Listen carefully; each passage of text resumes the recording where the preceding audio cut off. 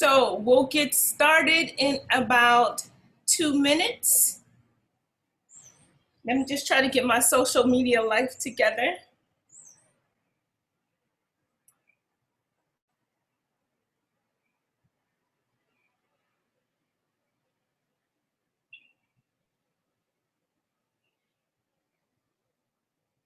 Hi, everybody. Hi, Twani. Hi, welcome back. Back in the groove. Yeah, so Amos calling in from France. Super excited. Not sipping anything yet. I just cannot, I've got to stop the wine at noon. Start or stop? Okay, you have to stop at some point, right? No. Oh, okay. I'm trying to find 2 days per week where I'm not drinking. You know that rule? You're supposed to find 2 days where you don't drink in a week, like not in a month, in a week. Oh boy. Anyway, draconian measures. Oh, I'm trying to find 2 days per week where I'm not drinking. You know that rule? You're supposed to find 2 days where you don't. You know what? It's easy for us in South Africa, like not because in a month, in a week. It's easy for us because we don't have wine. I know that sucks. I'm sorry. Oh, boy. I'm sorry. Anyway, draconian measures. Okay. I'm still trying to find 2 days per week where. Sorry, guys. You know that rule? You're supposed to find 2 days where you don't. You know what? It's.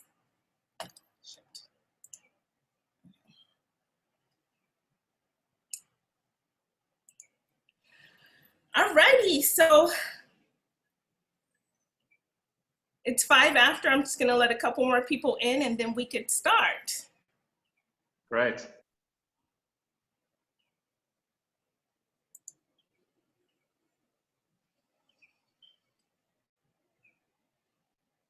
All right. Hi, everyone. Welcome to the Black Study Group, our weekly study session and masterclass. Today we have Dirk Van Zyl. Did I say that right?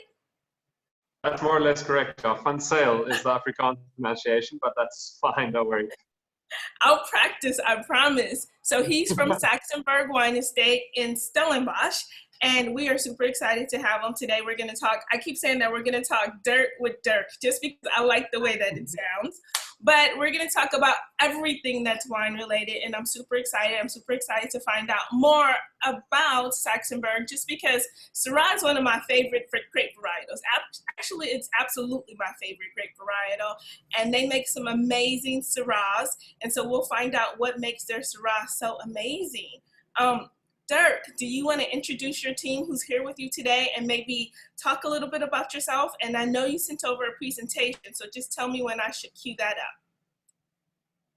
up. Yeah, so, well, thank you everyone for joining. I'm very excited to share a little bit more about Saxenburg, and hopefully everyone can leave today knowing a little bit more about Shiraz or Syrah in general, but also about what makes Saxenburg special and the Polka Dry Hills area so special for Syrah in South Africa. So I'm Dirk Van Zyl. I'm the winemaker. I started in December of last year. So this was my first vintage at Saxenburg. So a very exciting time.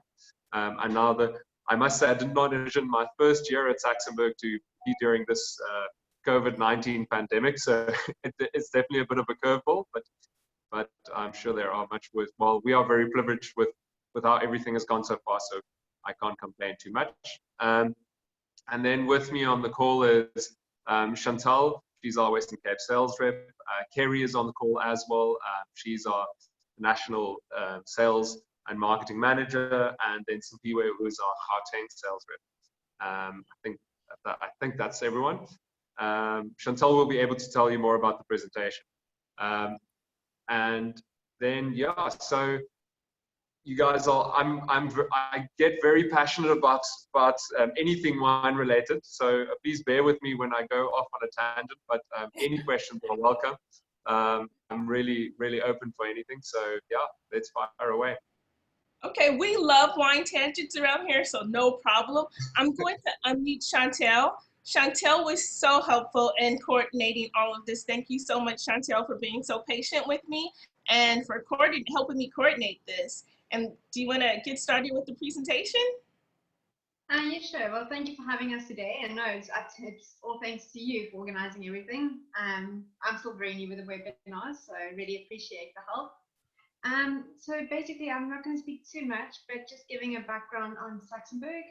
We are on the slopes of the Blacc Hills in Stellenbosch, and we are overlooking the Table Mountain. And also you've got the Indian and Atlantic Oceans quite close by. So I'm not going to go into too much detail of the actual presentation, but Saxenburg dates back to 1693 when Governor Simon van der Stel granted the land to the first owner, Mr. Sax. And then we go through to the first vines being planted in 1707, and we of course, like I said, on the Blacc Hills. We are mainly focused on cultivars suited to our cooler climate, which is Shiraz, Sauvignon Blanc, Cabernet, and also Chardonnay. We have some Pinotage, Merlot, Malbec, and Cabernet Franc, as well as Chenin planted on the farm. Those are some of the varieties. And then, so in 2015, the two youngest siblings, Fiona and Vincent Bureau, took over the farm and the running of the farm. And since then, we've also had quite a bit of, refurb of the tasting room and the facilities, as well as the cellar on the farm. And then, so then I would go through the logo of Saxenburg, which shows the three guinea fowls. And so we've got the one guinea fowl, which represents the heart, which is the passion of Saxenburg. And the second one is the mind. So that is the that's the part that keeps the heart in check, and therefore, just to bring balance, we have the soul, which binds the passion and the knowledge that we have at Saxenburg, just creating the three guinea fowls as our logo. Then we go through the three, those are the three different styles of our wines, or different categories. You've got the guinea fowl collection, which is your very great value for money wines. We've got the private collection, which is really the cornerstones of our wine selection. And this is for wine lovers, enthusiasts, and people all around the globe just to enjoy. And then the perfect uncompromised bottle of wine would be the Saxenburg Shiraz Select, which is our top wine, and is really bottled only in the years where we feel the most fantastic, grapes have been harvested, and we've got a beautiful vintage. Then we've got further on, we've got just the tasting notes of the wines that can be shared perhaps for those that are interested. So we've got the Guinea Fowl White, as well as the Guinea Fowl Red, which is a Bordeaux blend. And then we've got further on the list with the Sauvignon Blanc. I'll let Dirk do all the talking about the wines. So Sauvignon Blanc, Chardonnay, Pinotage, Cabernet, Shiraz, and then the Shiraz Select. So that's just a presentation giving a very brief overview of Saxenburg. Yay, thank you very much. Welcome. Thanks, Chantal.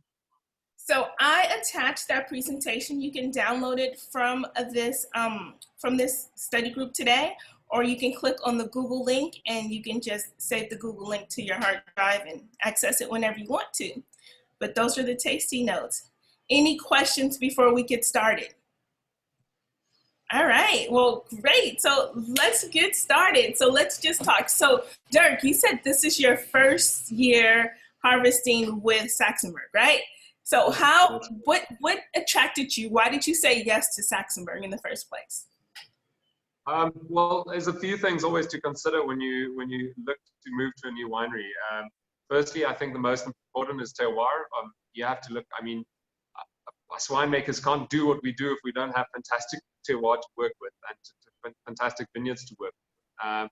So I think Saxenburg is located on a really special spot on the Blacc Hills, which forms part of the greater Blacc Hills. And we've got a fantastic range of slopes, beautiful soils, but I'll get into that more when we go into specific wines. So that was really one of the defining points. And then you have to, I think another very, very important one for me personally was meeting Vincent and meeting the family and seeing if we agree on where to take the farm and where we envision, what we envision wine to be. And what we strive for. Because if you don't, I think as a winemaker, if you don't, if you're not on the same wavelength as the owners of the property, then you're lost at sea, basically. So we really understand. I think we've got a common goal, and we want to take Saxenburg to the same place, which is really exciting. And I'm certainly very, very excited about the prospects and the potential that we have here.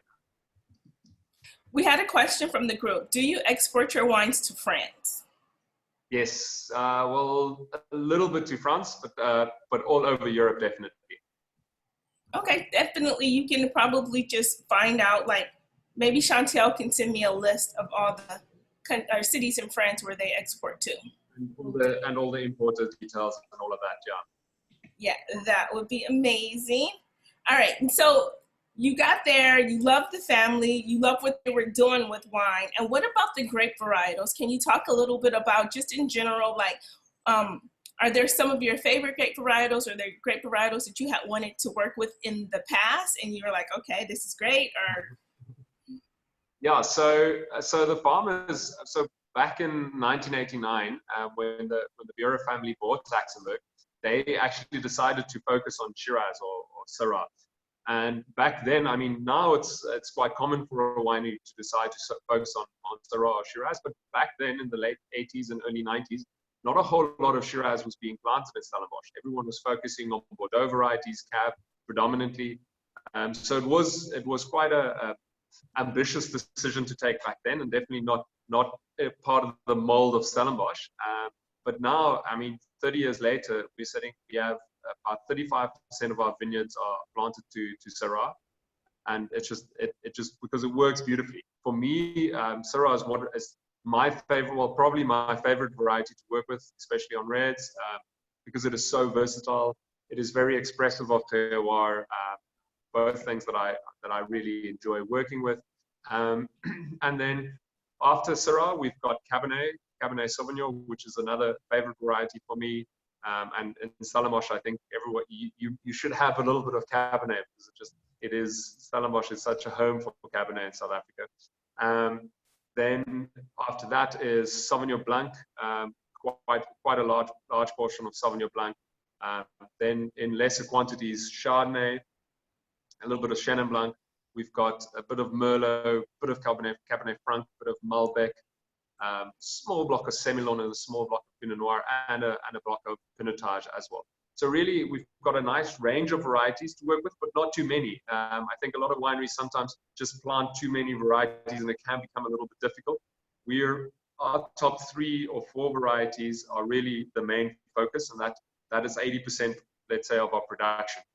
So between Shiraz, Cabernet, Sauvignon Blanc, and Chardonnay, that really makes the core of what we do, and it allows me to focus really in the winery as well, and in the vineyards, to focus on those varieties. And they are all varieties that I love to work with, and that I definitely want to fine tune more over the span of my career.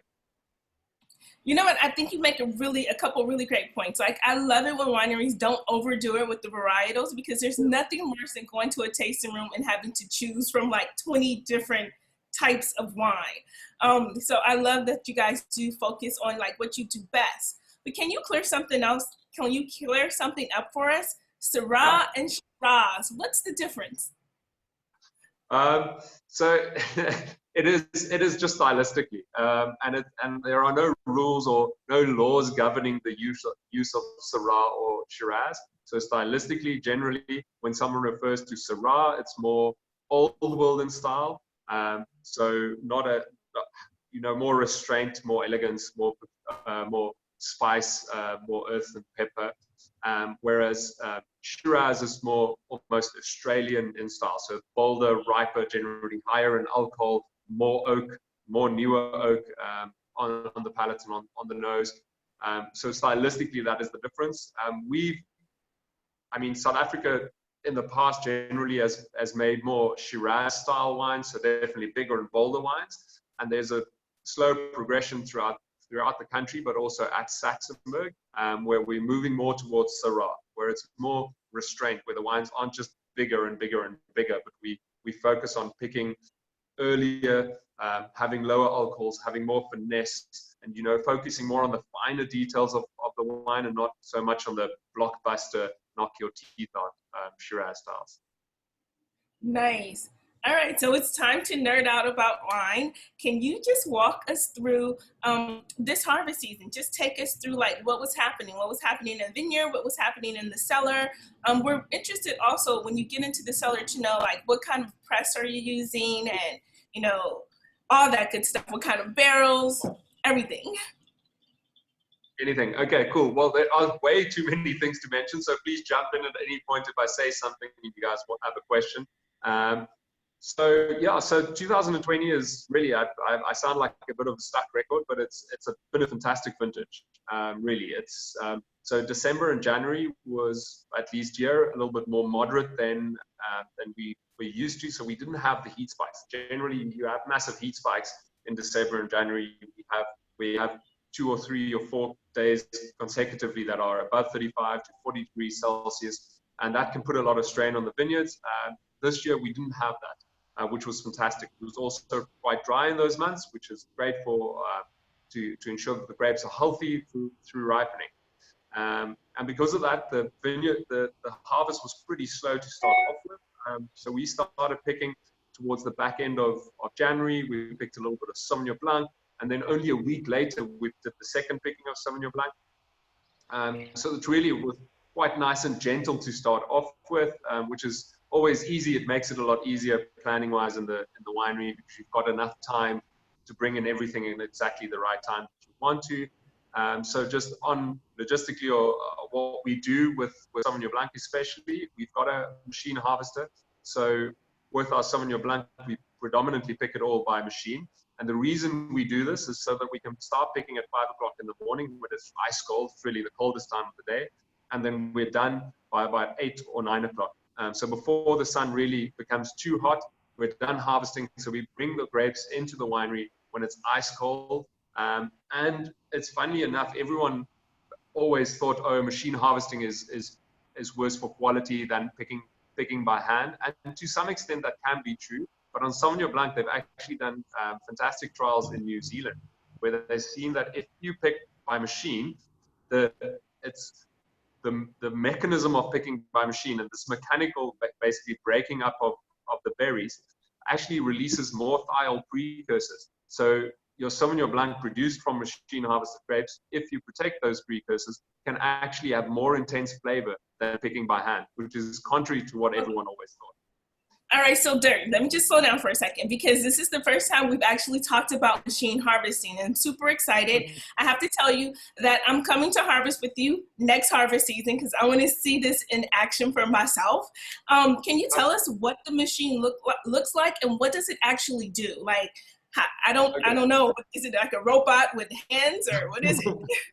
No, so it's not a robot that picks every bunch with fancy cameras and picks every bunch. No, not at all.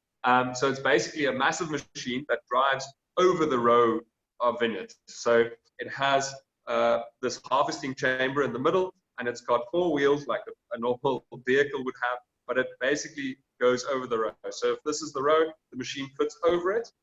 And in this center, it's got what we call beaters, which are basically plastic arms that vibrate as it drives over the row, and then it vibrates and drops. With this vibration, the berries drop off. So a lot of times it's only the berries coming off. There's some stems that break off in between as well. And then these fall into basically small little buckets, or basically a conveyor belt almost, that then takes it and puts it into these big chambers that then get tipped into the back of the tractor and then gets taken down to the winery. So it's just a mechanical shaking action of the vine that actually shakes off the berries. Okay, cool. Kind of like when it goes through the destimmer. Yeah. So okay. Very similar. Similar action. And nowadays you do get quite fancy machine harvesters that actually have a proper destimmer and a sorting or type of sorting table on top of the machine harvester. So everything that comes into the winery is destemmed, clean, and fantastic. Oh, wow. Nice. Yeah. That's like the Cadillac of machinery. Yes, exactly. So machine harvesting, but the crucial thing with machine harvesting, I have to say, is that because there's a lot more juice, obviously, when picking by machine because it's already almost destemmed when it gets tipped. Your risk for oxidation when transporting from the vineyard to the winery is a lot higher than by hand picking. So that's why we add sulfur in the vineyard already. So as soon as it gets picked, we add small amounts of sulfur just to protect it so we don't lose any flavor compounds. We don't get any browning on the juice just during the transport. But because we only pick grapes from Saxenburg, from the farm, everything is from the vineyard to the winery in under 20 minutes. So we run a lesser risk there. Nice. Okay, should I continue on the rest of the harvest? Yeah, you can talk about once you get the grapes into the cellar, like, you know, the sorting process and all that good stuff. Okay, cool. Yeah, so well, for the rest of it, I'll just quickly run through the rest of the vintage and I'll get back to the winemaking side. So the rest of the vintage, February was quite dry and it became hotter as we went through the month. The end of February was extremely hot. So there was this one Tuesday that was before that everything was quite chilled and we had plenty of time to pick everything. And then it got 40 degrees and all the vineyards just all of a sudden wanted to come into the winery. So then it was a bit more of a scramble to have tank space available to get everything in on the right time. And so the 2020 vintage actually finished about 3 weeks earlier than what a normal vintage at Saxenburg would finish. So it was quite a condensed vintage, but definitely a fantastic vintage. I'm really excited about the quality. In the winery, we're not too high tech or fancy or anything like that. So we basically have a standard sorting or standard destemmer and crusher. I'm not a big fan of crushing too much, so I tend to open up my crusher quite a bit and work more with whole berries because I would rather err on the side of more gentle extraction than harsher extraction. So that's why I tend to not really crush a whole lot. On the whites, they are destemmed and then go into tanks, and we give all of them a small amount of skin contact. So for some of the Sauvignon Blancs, that can amount to about 24 hours of skin contact, especially in a year like 2020, where we had plenty of acid. We had really beautiful high acidities in 2020, so we could do some lovely skin contact. And then on the rest of the varieties, we do shorter skin contacts. The Chardonnay is the only one this year that I didn't destem 100% of it. So about 50 to 60% of this year's Chardonnay, I actually whole bunch pressed. So it's literally, we push the press out. So we've just got a normal pneumatic press. So we would bring the tractor with the crates into the winery, and we would put the bunches directly into the press. Dirk, can I interrupt you for 1 second? I'm sorry. Can you just back up a little bit? What characteristics does leaving the grapes, the juice in contact with the skins for Sauvignon Blanc provide? Like, what characteristics? More acidity or less acidity? Are you taking away from some of the acidity? It's less acidity. So skin contact is fantastic, but on lower acid years or on lower acid blocks, it can be a little bit risky because there's a lot of potassium situated in the skin of the berry. This potassium is then leached out during contact with the juice, and this potassium binds with your tartaric acid, and then the tartaric acid actually drops out. So you lower your acidity generally by almost 1 gram per liter just by giving it skin contact for 24 hours. So you definitely drop out quite a bit of acid. But when you start with high acidity, that's fine to do, and it's sometimes beneficial actually. But the great thing about skin contact is a lot of your precursors or a lot of your flavor precursors are actually situated in the skins. So if you leave the juice on the skins, you get a chance to extract more of that flavor precursors. The wine can be a little bit more intense. You also extract a small amount of phenols, so that really gives a nice amount of texture to the wine. So I would say the benefits are more intense aroma and a little bit more texture to the final wine, and then a slightly lower acidity. Perfect, thank you. Cool, and then, yeah, so with the Chardonnay, I do whole bunch because all of our Chardonnay is barrel fermented, and the whole bunch really gives a lovely, elegant extraction almost of juice. So it's a lot a lot more gentle than crushing and destemming. So that's why I like the larger amount of elegance that we get from whole bunch pressing on the Chardonnay.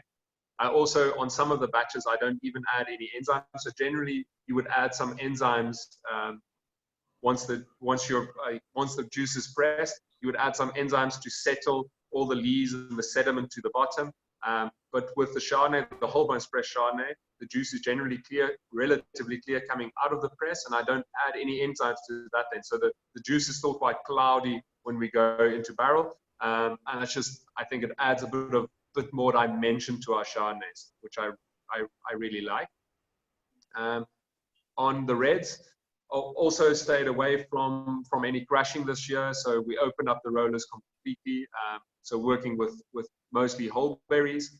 We have a few, well, quite a few. We have about 23 red fermenters. So the winery is really set up for doing more red wine than white wine, because we are more focused on especially Syrah. So we have, it's all 6 ton fermenters, so relatively small, and they're all open top fermenters. The really nice thing about the open tops is we can put the grapes in, and we can use a combination of punch downs and pump overs for extraction. So we're not limited where a lot of wineries, you have closed tanks, and you can only do pump overs to get extraction. We can use a combination of both pump overs and punch downs, which really gives me a nice amount of flexibility.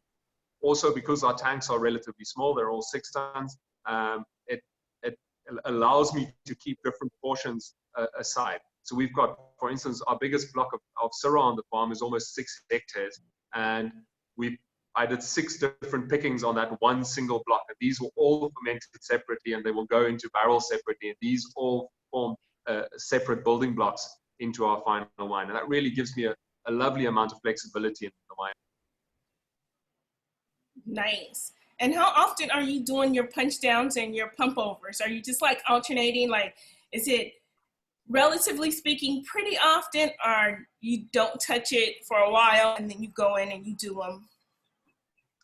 So it's not, we actually, well, it depends. Firstly, it depends on the vintage. I taste the berries a lot in the vineyard before they come in, and then I look at what they look like when coming into the winery as well, and that is part of my decision making, and how ripe they are when they come in. But generally, we do about 3 punch downs and pump overs during the day. So generally 1 when we come in the morning. So first thing in the morning, we do 1 around lunchtime, and then 1 in the late afternoon, early evening. And then when we do a combination, we'll either do just a punch down, just a pump over, or a combination where while we're doing the pump over, we also do a bit of a punch down. So it's really a combination of those. And then as the grapes become riper, especially at the back end of this vintage where it was quite hot, and the berries started dehydrating a bit, then I'm always wary of over extracting the skins, because as soon as the berries start to dehydrate, the skins generally give out their tannins a bit easier. So then I tend to step away a little bit more, and then we only did 2 pump overs. So no punch downs, because punch downs are generally quite harsh because you're physically breaking the cap. So there is a bit of a mechanical effort on the skins as well, or a mechanical breaking up of the skins, whereas a pump over is a little bit softer. So on the riper stuff, I only did 2 pump overs a day. So that's very minimal, really. But just funny enough, this year I also trialed a bit of whole bunch fermentation on our Syrahs. So we did 100% whole bunch, where we just put the whole bunches into the tank, foot stomp them a little bit. And then I only on the 2 batches that I did the whole bunch fermentation, in the entire fermentation, I only did 2 pump overs. So the one was on skins for 12 days and only got 2 pump overs, one at about 15 barreling and one at 9 barreling. The other one was on skins for 9 days, also only 2 pump overs. And it's phenomenal, the extraction we got out of it. Absolutely, those wines are beautiful. So will you take that whole berry and then the rest of the fermented wine and mix them all together to get this perfect blend?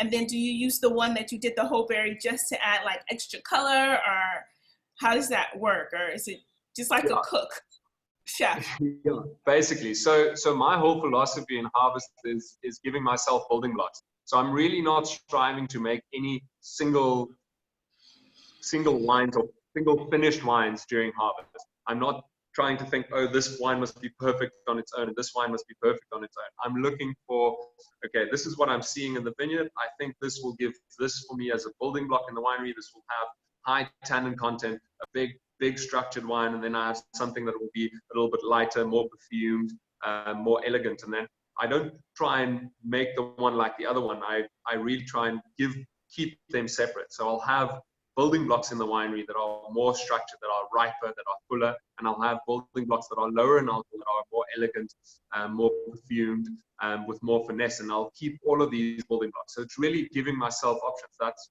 exactly what the whole bunch does. I'll keep them separate, they'll go into barrels separately, and then after about 12 months in barrel, I'll look at all the components I have, and then I start putting these together. So then, and that's the really fun part, is it's like this big puzzle that you put together. You've got, let's say, 20 different batches of Syrah in the winery. They are in 200 barrels, and you have all of these little components that you can start puzzling together and making the wine that you want, and that would be the best representation of the vintage. That sounds exciting. That sounds like that would be my favorite part in the whole winemaking process. Just because I've worked harvest and I know what it's like in the cellar, and most of it is just cleaning. I feel like it's overrated. No, it is. There is a lot of cleaning. I don't think people always realize how much cleaning goes into making wine. It is sometimes, especially in harvest, it's more cleaning than making wine. Yes. But the blending, and people are always jealous. They're like, oh, what are you doing at work today? I'm like, no, we're blending. And they're like, oh, so you're just drinking wine the entire day. But it is actually hard work. It's not just drinking. It actually takes quite a bit of focus, and blending is one of those things that can take you half an hour to put a wine together, or it can take you 2 weeks. And you really, starting off, you have no idea how long it's going to take. You just almost let it guide you to where you get to. Nice. Does anybody else have any more questions before I just take over and ask all the questions? Just put them in the chat box or just raise your hand, and then I'll let you ask questions. If not, we'll just continue. So can you just talk about, once the wine is fermented and you have it, and it's pretty much made into wine, now how do you store this wine? Like, are you guys using clay, oak, stainless steel? So after pressing, we generally go into stainless steel tanks. So most of my malolactic fermentations go through in stainless steel tanks, except if I've got a few smaller batches that I take to barrel directly from press. So then they'll go through malolactic fermentation in steel tanks, where at the moment about 90% of my wines are through mallow. And then after that, we take to barrel. So we don't have any concrete or clay at the moment.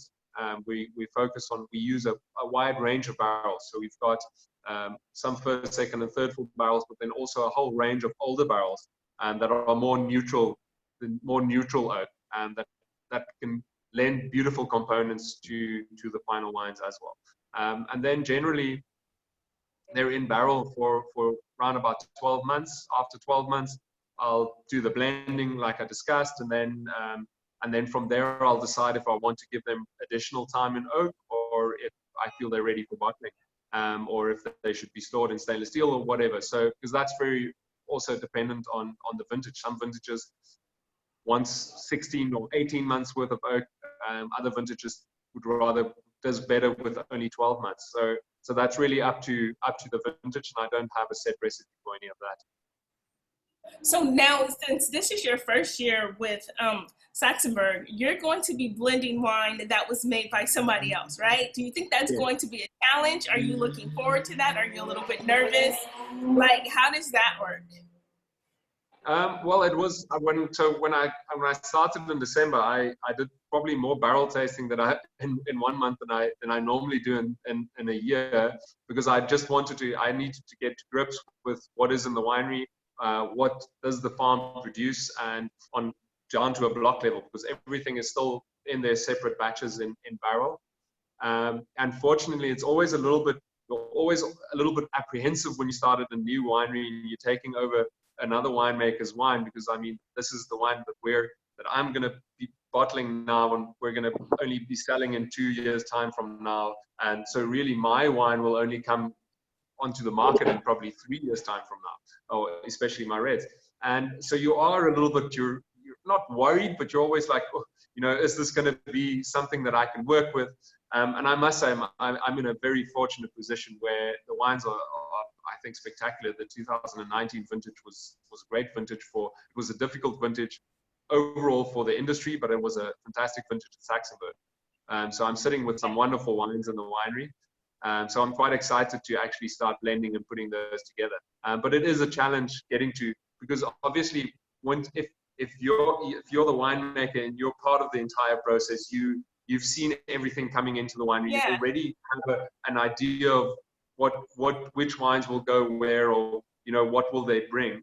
Obviously for me, coming in from everything, it's a blank page, and you have to kind of figure out everything out without having all of that background info. But that's why you just taste and taste and taste and taste again, and then you get to the point where you know the wines quite well. So it's kind of like being a step parent.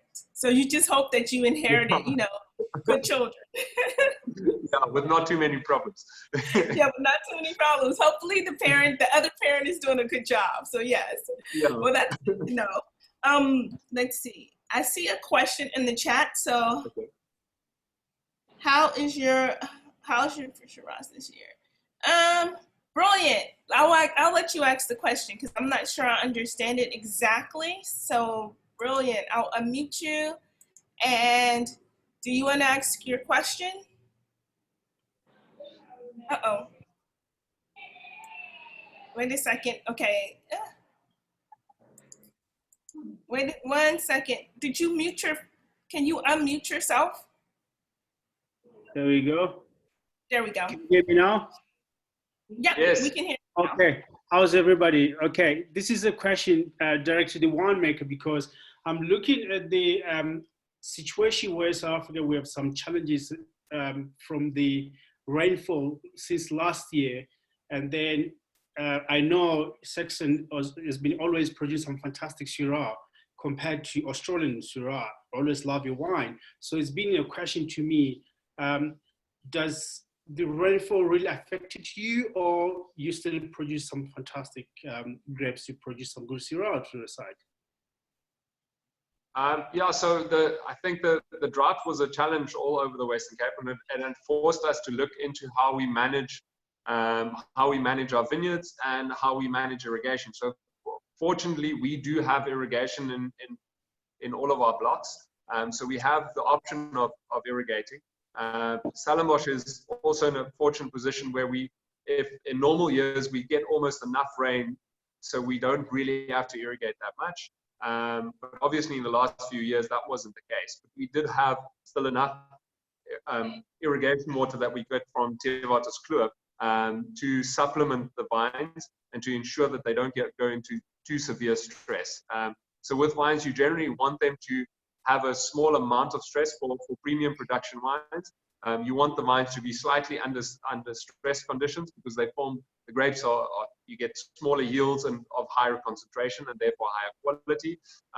But we've also in the last, I can't really say but Saxenburg about 2 years ago put in water probes into all of the blocks as well. So that really gives us, where we on a weekly basis can monitor the exact soil water potential, the amount of water in the soil in each block, and then we can make informed decisions on what irrigation this block needs, if it needs any irrigation or not. And we couple that with tasting the berries, looking at the vineyard, and then looking at the soil water and deciding, will we irrigate, will we hold off of irrigation? So it really gives us, all of these tools together, you can really manage your vineyards quite carefully. But I think water, and with climate change especially, it's always going to be something that we have to look after carefully, and how we manage it becomes just more important every year. Okay, so does that answer your question, Brilliant? Yeah, perfect. Thank you. Perfect. So I have a question from the chat. Carrie wants to know, what percentage of the farm is planted to vines, and how many dedicated to Shiraz? Yes, so we've got about 60 hectares of the farm is planted to Shiraz. So Saxenburg is actually, the farm is quite large. We've almost got 200 hectares. But because we're on the hill, not all of that is, we can't plant all of that. At the moment, we've got about 60 hectares planted. We're also in the middle of a replanting program, which I think will, for the rest, for as long as I think we're around, we'll probably always be in the middle of a replanting program, because it's always something that one has to consider. And do you have the right varieties planted? Are they planted on the right spot? So we've got some really exciting new vineyards coming up in the next 5 years, which I can't wait to work with.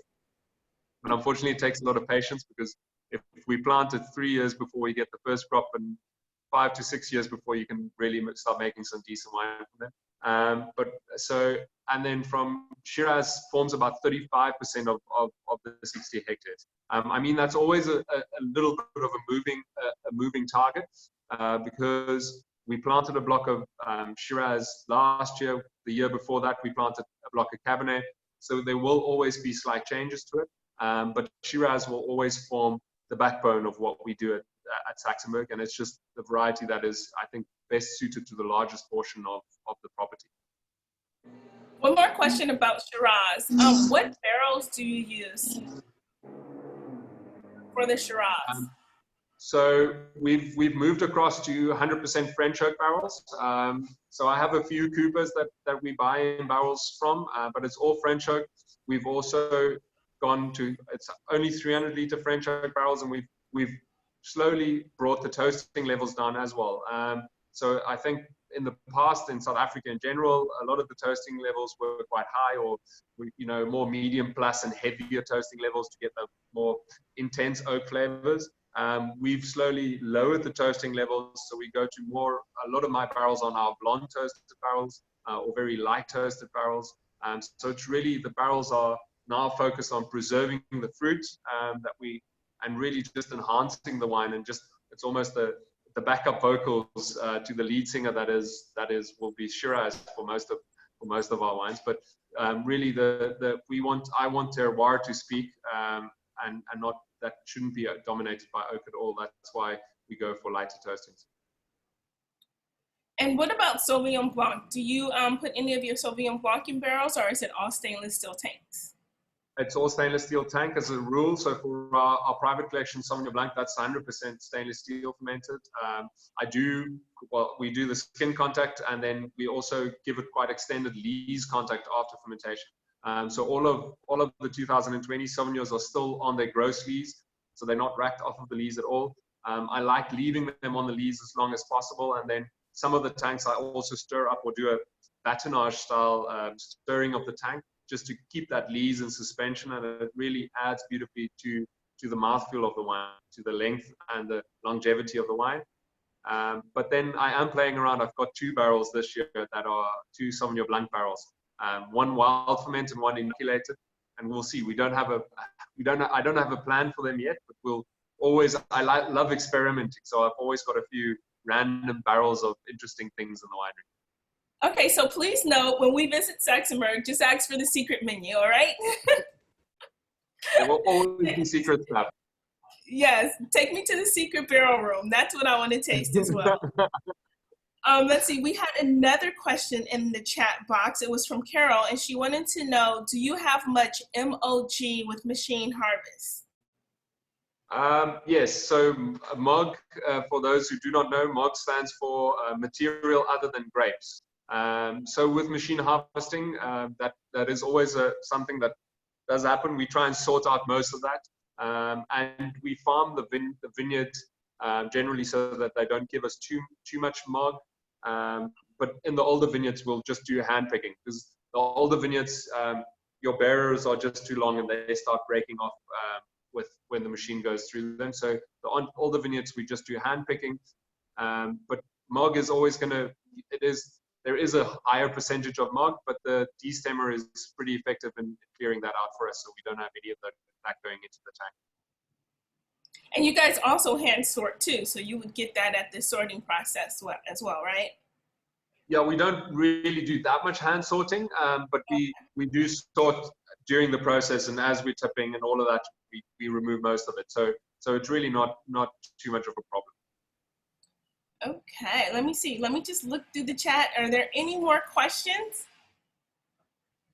No? Okay, so there's so much more I want to talk about. So I definitely want to finish talking about the wine. And then I also want to talk to Sherry, Chantel, and maybe Carrie about the experience at Saxenburg. I want to make sure that we mention that too, because I looked at it. I don't think I've ever been to that wine farm, but it looks like it's a whole like Disneyland for wine situation. So I definitely want to get to that, but I also want to talk more about like just some of the wine making. So after the wine is blended and, you know, just talk about what happens. Yeah, well, so after the wine is blended, so really it's the blending is the big thing, and I think that's really that sets things apart, because I've got so many, especially on Syrah, because we've planted so much Syrah. I've got a wider variety of sites to work with. So I have some slopes that are south facing, then I've got southwest facing slopes, I've got western facing slopes that are obviously warmer, and then some north facing slopes. All of these are completely different. They give you completely different styles of wine. And then most of the Syrah, and why Syrah works so well on Saxenburg, is because it's all planted on decomposed granite. And I think that's really, there's been a lot said about the Polka Dry Hills and the special Syrahs that are produced, and that's, I think, to a large extent down to the decomposed granite that we have here and the intensity that gives you on palate. So it's really, blending is crucial.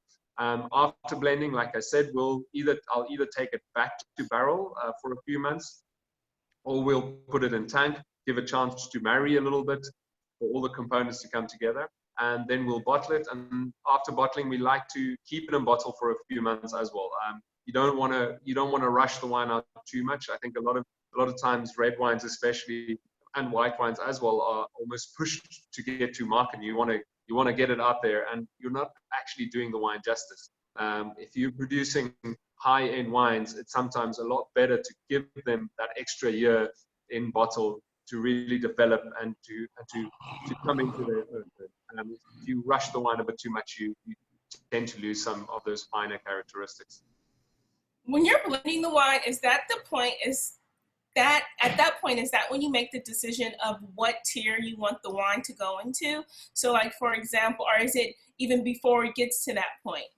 Like, so you generally have a rough idea. And so throughout vintage, I obviously taste all of the components throughout vintage as we go along to make pressing decisions and all of that. You also have an idea already in the vineyard. You kind of know which blocks fit into which style and which blocks then fit into certain profiles, but you're not bound by that. So you adjust to that during vintage, but you already have an idea. Then in vintage, you taste quite a lot to see how it's progressing, and then after vintage, we do a few tastings through the wine. So we did one now before malolactic. We tasted through each of the wines, and then we already start grouping them into, you know, these are the higher end wines. So this is more our Saxenburg Shiraz Select components, probably. This is PC, and all of that. And then after malolactic, before we go to barrels, we'll taste through them again. And that's quite a crucial tasting, because then you're deciding which barrels to use with which of the wines.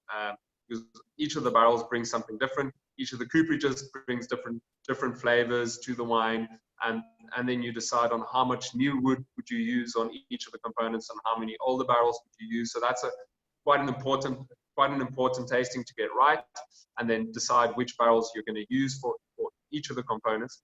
Then when they go in, so then by that time you have quite a good idea of, I've used my best barrels on these batches, so I know these batches are allocated for more the premium, for our premium selections. But then in blending, you look through all of that again, and then reaffirm basically what you've seen. But so far, sometimes one or two of the wines really surprise you, and you thought, oh, this is a weaker component, but after a year in barrel, it just jumps out, and it's a beautiful wine, and then you can bump that up into a higher class. But blending is then when all the final decisions are made. You know what? If you ever need some interns, Blacc members are available to help taste pre-malolactic and post-malolactic wines. That would be so interesting. That's one of the things that we always have questions about with our winemakers is like, what is malolactic and how does it affect the wines? I mean, we should know by now because that's always our question. But it would be interesting to taste pre-mallow and then post-mallow to see how the wine actually changes. It is definitely, it's very interesting, and it's amazing to see how some wines develop. Some wines before mallow, wines they can be quite weird. Like especially one of my whole bunch Syrah ferments this year, after pressing it was quite weird, and we tasted and we were like, this is a bit disappointing. Went through mallow, got a small splash of sulfur, and a week later the wine just like developed and it was beautiful. So it's you get with experience, you start to see what a wine before mallow, what it will look like after mallow, but every now and then, because that's the wonderful thing about wine, it comes from left field, and you're like, oh wow, this I didn't expect, this is phenomenal. So it is really exciting. But when in a non-COVID year, when we're allowed to move around again and taste around, then we should definitely see if we can sort you guys out to have some pre-mallow samples and some post-mallow samples. And that would be amazing. So we have the wine, it's bottled. Can you just talk to us about, because we get this question all the time. I work in the industry, and I know a lot of my customers want to know, like, how long can wine last? How long can they lay wine down? And I know it depends on the quality of the wine, but in general, especially with Saxenburg wines, can you talk to us about how long these wines can last at home if you store them properly? Yeah, so you touched on a very important point there. The most important thing with how long a wine can last is really storage conditions. So you want to keep it at a cold, relatively cool temperature and a constant temperature, and no exposure to light and all of that. So that is firstly crucial. But let's say if all of that is perfect, how long can it last? It's a bit of a how long is a piece of string type of question almost. It's dependent always on firstly the person that's going to drink the wine is what style of wine do they like. Not everyone likes aged wine. I personally love white wines that are 10 years old. Well-made, beautiful white wine 10 years down the line is for me sometimes a lot more impressive than a young wine because it's developed and there's a lot more to the wine. But that's not everyone's taste. Some people like newer, younger wines, and they want that bright acidity and they want that freshness. So that's the one question is always depends on how the person likes to drink their wine and what they want from the wine. But as a whole, we're quite lucky in the fact that we have from 1992, we've got basically all of our wines. We've got a library stock of most of our wines. And we did a very interesting library tasting, or a Pinotage tasting in January, where we tasted a few vintages, vertical ranging from the early 90s up to current vintages. And it's incredible to see how the wines have developed. I think because of the beautiful structure that we get from Saxenburg and from our decomposed soils, the wines do tend to age beautifully. So it's the 90s, the 90 wines are still, I mean, they're almost 30 years old now and they're still faultless. Nice. They're still beautiful. But then as soon as you get into the 2000s, those wines they're tasting like 5-year-old wines, almost 7-year-old wines. They're still fresh, incredible density on the palate. So the wines definitely can, I mean, between, I would say, 10 to 20 years on our more premium reds, but it's vintage dependent. So it depends on weaker vintages, wetter vintages generally won't last as long because they won't have the density and the tannins of the better vintages. And acidity is also acidity and pH obviously also plays a part in aging. But yeah, so there are so many variables, and it's always a very difficult one to answer. But as a rule, our wines do age incredibly well. I always say just buy 2 bottles and test it out. You know, let one age, drink one now. What do you have to lose?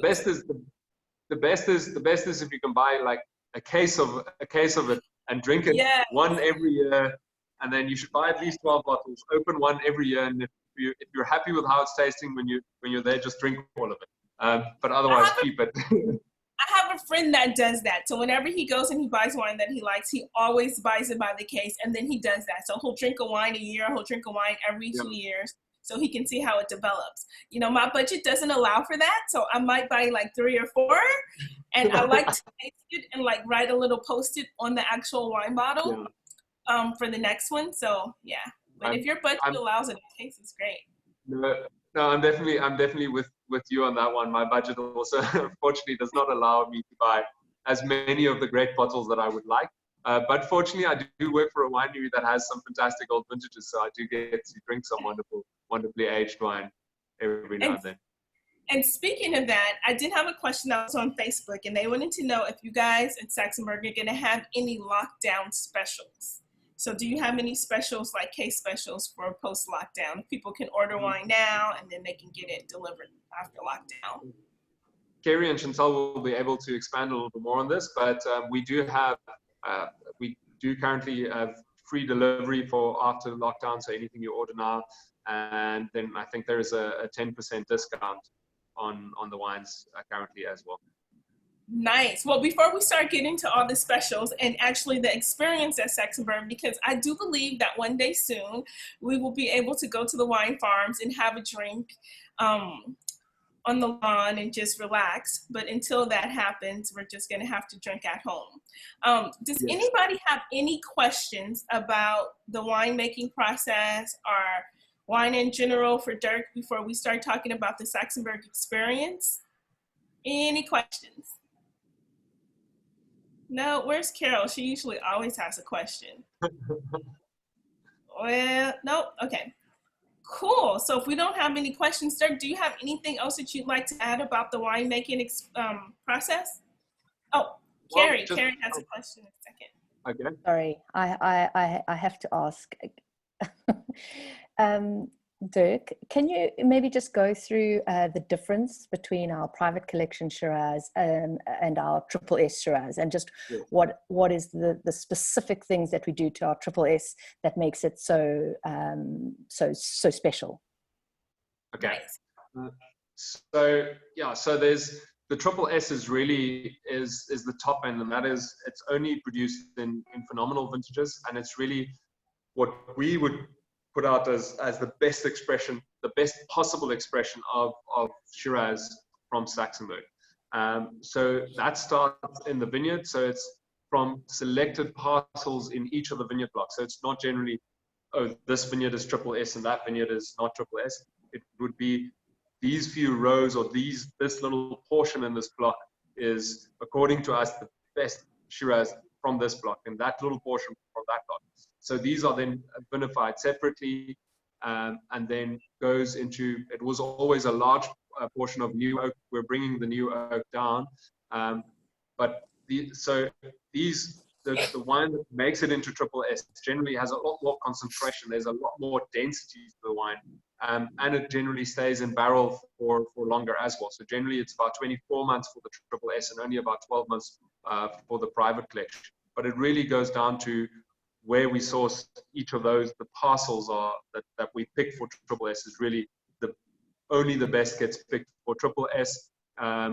Those parcels then tend to have a little bit of extended skin contact, so extended maceration for a week or two after fermentation as well, to really round out the tannins, and then into barrel. And portions of those will, when we know the portions, some of them will already go through malolactic fermentation in barrel as well, whereas the private collection will all go through malolactic fermentation in stainless steel tank.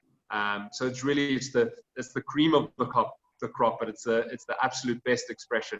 I do think in 2019 we'll have a Triple S. Well, that all depends now on the blending, but I do think we've got enough beautiful wines in barrel at the moment, and I'm hopeful that 2020 will also deliver a Triple S. But it's all very much dependent. We don't make those decisions before we have to.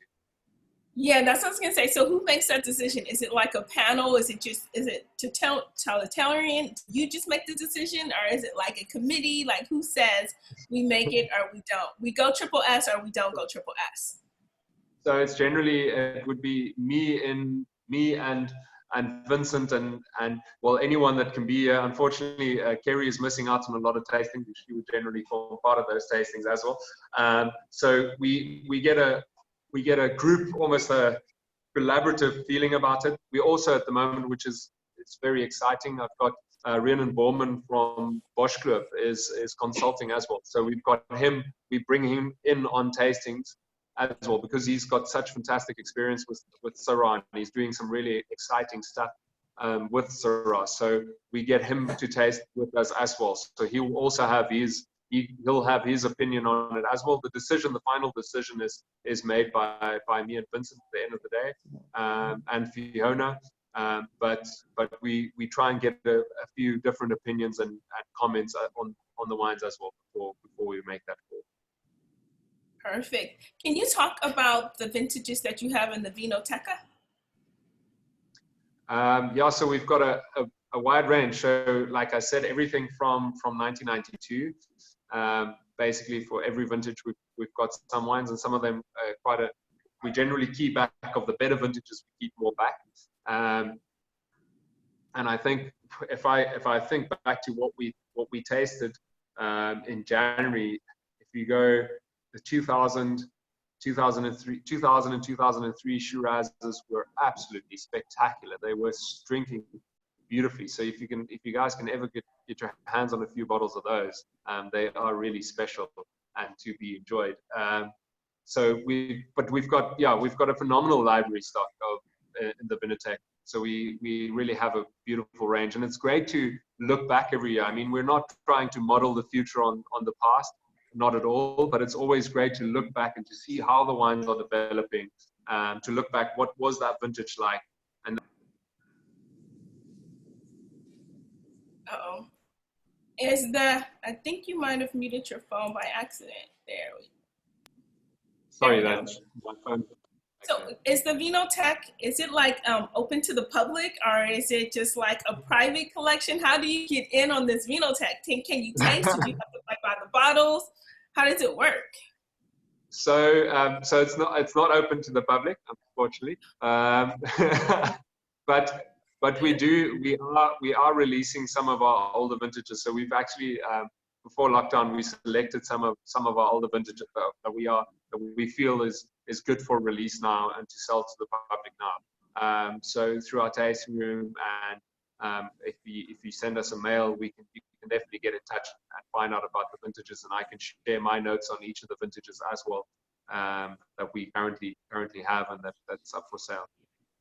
Nice. Okay, definitely want to look into that. Note to self. Andrea had a question about your thoughts decanting. So decant or not to decant, and how do you feel about decanting older vintages versus newer vintages? And yeah, I'm generally quite a fan of decanting. I think especially, I mean, wine is in this closed environment for so long, and then you pull the cork and you want to drink it immediately, and that's sometimes a bit of a shock. It needs a bit of time to get it to breathe a little bit. So I'm definitely quite a fan of decanting, and on young wines it rounds off the tannins a bit more. It brings the fruit to the fore a lot better generally. So I do think it's fantastic, especially on young wines. But then also on older wines, one always has to be careful with older wines because it depends on how much structure the wine still has, and sometimes it can fall over the edge quite a lot. But then I've also had older wines that were quite closed, and after decanting it and giving it about half an hour or so to breathe, it really opened the wine up beautifully. So it's something that one has to be careful with, but in general, I do think it is beneficial for most wines. I will just add though, I like to taste it just to see, like if it's tasting beautifully, like let it breathe for like 2 or 3 minutes, 5 minutes, and drink it right away. But if it's still tight, even after it's, a 20-year-old bottle of wine, then let it breathe for like 40 minutes. Definitely, Yeah, that's a very good point. I always, when you open a bottle of wine, pour out a small tasting sample, taste it, and see what you think. And it's always going to be a gut feel almost on, do you think it will benefit with a bit of oxygen, with a bit more longer breathing, or with decanting, or do you think it's drinking beautifully as it is? Michelle had a question. Michelle is calling in from the United States. Thank you, Michelle. Woo-hoo. It's like 6 a.m. and she's been coming to all of our master classes. I feel like you get a prize for that, Michelle. I'm going to bring you some wine home when I visit the United States. But Thank she has you. and she says, how do you feel about using wine aerators? So, you know, like the rabbits or the ones that you put on the bottle and pour it out. I would definitely not use them on older wines. I think it's a little bit too harsh on an older wine. I think you run the risk of just bubbling too much oxygen in there for an older wine. On young wines, I think they can be fine. I prefer using a decanter and giving it time, because that's also a bit of a more traditional, it feels like the more traditional thing to do. Yes. But aerators are can be quite useful if you've got a young red wine that is quite tannic, that is quite astringent, quite closed, and very tight. As a quick, I mean, we don't always have the luxury of opening wine 2 to 3 hours before we drink it. A lot of the time, it's a spur of the moment thing, and we're like, oh, I want to drink this now, and then an aerator can definitely help in that case. Okay, thank you. Okay. Any more questions for Dirk? Yeah, Dirk, that has been, Carrie has a question. Right? Oh, no? No, sorry. I have a fly. Oh. So actually, I mean, that was so helpful. That was so much information. Thank you so much, Dirk. But now I want to talk about like the whole Saxenburg experience, because it's beautiful. Like, I think there's accommodations on the property. It seems like you can just hang out there all day drinking wine. Who wants to tell us about it? Carrie or Chantel? Chantel, okay, cool. I think, let me see. I think you have to unmute yourself. There you go. There you go. There you go. Right.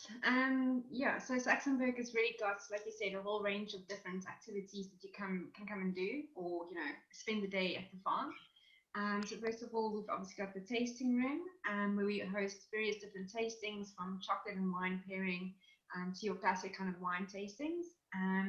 We also have a safari tasting on the farm. We actually take you into our game camp. We've got some zebra and antelope, you know, various different animals. And that's for about 10 to 15 people that we host those tastings in the game camp, and we go through the wines and you know, in-depth tasting with a beautiful table mountain behind you. Yeah, so we're quite central. We're about 30 minutes from Cape Town, also close to Stellenbosch, obviously being in, you know, close, well, in Stellenbosch. We've also got a little spot called the Hideaway, which is a lapa where you can sit back and relax, enjoy a glass of wine. And we also host Wine Down Fridays there. Well, we used to. Can't wait to get back to doing all of those things. So yeah, Wine Down Fridays is between 12 and 8 on Fridays, where you taste the wines and you get a snack platter to come and enjoy, mainly during summer months. And then we've also got accommodation on the estate. So we've got 3 different types of accommodations. We've got one that's a bit bigger with a 3-bedroom property or house, and that's not for your families. Then you've got the couple, it's called the Rainbow Cottage, and that's for couples. And then we've got the private collection kind of business traveler accommodation. So 3 different types, and you also get complimentary breakfast for those for the stays. And then we've got the wine club. So the wine club gives you 12% discounts on the wines, as well as free delivery. You can come and get a experience of 10 chocolate and wine pairing for 10 people. And you know, you get discounts on accommodation, private tastings at your home. If you've got something that you'd like to celebrate, you can do a private tasting in your home, and we'll come to you and explain the wines to your guests. And then, oh yeah, we've got the grill room as well. So that is the Castle Baron Grill Room on the estate, and that's open 7 days a week. So definitely enough to keep you busy for a full day. Nice. Somebody asked a question like, what's the favorite Syrah food pairing? So maybe you guys can talk to us. Maybe your customers have said, oh, they've had this and they've had that, and the Syrah went beautifully. Dirk? Talking about well, Castle Baron. So yeah, Castle Baron would be the perfect, I think, pairing. Would be a beautiful steak, wonderfully prepared, you know, pepper steak sauce. But yeah, Dirk, what's your favorite? Yeah, I think also it definitely works well with the steak. I think what I like about Syrah and pairing it with red meat especially is that peppery spiciness that we get, and it's and with quite a big tannin structure, it works beautifully with the protein. But that, and try it with some venison as well. It's really fantastic. My favorite is lamb chops. Lamb chops and Saxenburg Syrah, delicious. Definitely can't go wrong. Yes, you can't go wrong. I have to jump in here as well. Sorry. Of course I do. For me, a great food pairing for me with the triple S particularly would be something that you've really made like by hand from scratch, but something very wholesome and delicious. And I always use the example of like spaghetti bolognese, but you must have made your own pasta, and you must have made and sweated over your own ragu, and be like really, you know, it must come from the heart as the wine has. And I think that that's then a perfect combination. Yes, of course, our Shiraz goes beautifully with lamb. I think lamb is one of the better choices with our Shiraz. But yeah, for me, it's really about that effort that you've put into the food as we have into the dish. It's like a love meal. I love it. Yeah. Do we have any more questions? Carol, I'm going to unmute you, or maybe you can unmute yourself. There you go. Thanks. Kerry, I'm so sorry we never got to pair that when we tasted those incredible wines at the restaurant towards the end of last year. But hopefully once this lockdown is over, we can do that, because they were phenomenal. Thanks. Nice. Any more questions or comments? Silas, there you go. All right. Thank you very much, Tuani. Thank you, Dirk and Chantel. You're doing a fabulous job. I'm sorry I missed a bit of it. I had a bit of a hiccup, but eventually I came back. So I just want to put in a comment and say Saxenburg is just a beautiful, beautiful winery. I've been there twice, and I must say the job you're doing right there is just, you know, fabulous. Tasting your beautiful Shiraz there. Last year I tasted the Shiraz Select 2013. It was so fabulous. I really must send you to pass my regards to Vincent. It was so good. I also remember the Cabernet Sauvignon Private Select. It was just so beautiful again. And you have quite an array of beautiful wines. And so this is a winery that I would visit over and over and over again, and recommend it to other people who really want to enjoy some fantastic wine. So you're doing a great job. I have memories of Megan. I don't know whether she's still there. And previous year I met Nola, who was awesome. So I really fancy your winery. It's just a beautiful scenery and a fantastic place to be for everybody who is, you know, looking forward to visiting a place that you really want to get a real treat and enjoy great wine. Thank you. And Ain, I put the name of the distributor in France in the chat. I'll just resend it to you right now.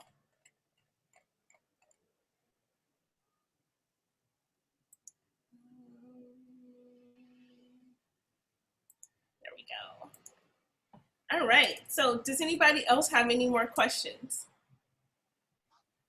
If you guys don't have any more questions, I put the Instagram for Saxenburg. I put that information in the chat box. If you wouldn't mind just going to their Instagram page and maybe just posting something nice. Thank you so much for taking the time to spend with us today. Thank you for the education. We appreciate it. I also have a link to their presentation that talks about the tasting notes on the wine. And as soon as they open up, let's just plan on going to visit. Thanks everyone for joining. Thank you so much for taking the time to listen to us. And yeah, like you said, I'm very excited. Hopefully in the not too long future, we can all taste some wines together. And if you ask nicely, I'll take I'll take you to the few special barrels as well. So yeah, we want the secret menu. Yes. All righty. Well, thank you so much. Does anybody have any last minute comments? No? Well, thank you very much. Just thank you very much from the Saxenburg team again, and for your efforts and time putting it all together. We really appreciate it. It's been great to see you. You're welcome. Thank you very much. So we will be back on Thursday, you guys. On Thursday, bring your notepads, bring your pens, because we're going to have a French wine instructor come and talk to us about Burgundy. So it's going to be everything Burgundy. If you're studying for WSET level 2 or level 3, this will be super, super helpful. So just come prepared to take notes. I would study Burgundy before the class. That way you know what questions to actually ask. Just in case she doesn't cover it all. But I'll see you guys on Thursday. Awesome. Thank you. Bye, everyone. Bye. Thank you, everybody. Bye. Bye-bye.